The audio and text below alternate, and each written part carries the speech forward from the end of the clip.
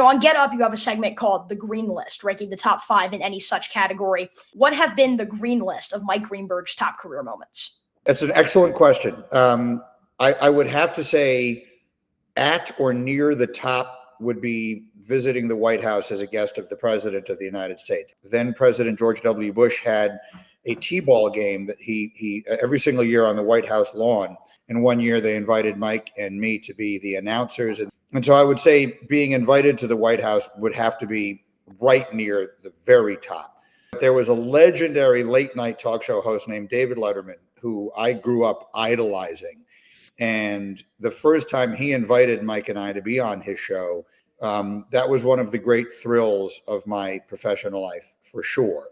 The Bulls played the Knicks in the Eastern Conference playoffs in 92, 93, and 94. Sports have never been, in my presence, greater than they were then. I've never seen anything like that. That would have to be on the green list.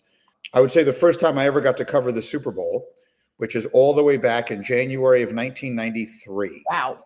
I will tell you, it was the first of the back-to-back Dallas Buffalo Super Bowls. Michael Jackson was the halftime. Wow. It was still the most thrilling event I'd ever had. I was sitting in this media auxiliary seating. I was as far away from the field as you could possibly be, all the way upstairs. And I've never been more thrilled to be anywhere in my entire life. I started to cry. I Wow. genuinely had tears in my eyes. Oh, well, I guess I would say the first time I hosted the NFL draft and the first year that I did it, that is my favorite event. I love the draft. I've always loved it. I've loved watching it all of my life. And to be able to sit there, it was in Cleveland that year, and be a part of the coverage of the draft, that was a bucket list item. So right off the top of my head, I would say those would be the 5 big ones.